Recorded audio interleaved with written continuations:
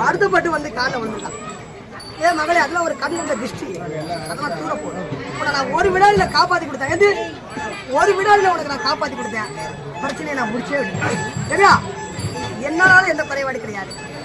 தடியங்காயை வாங்கி ஒரு ஐயரை கூப்பிடு, ஒரு திருஷ்டி அடிச்சுட்டு போயிரு. பங்காளி கிட்ட தண்ணியோட நிறந்துடாத. ஏன்னா அது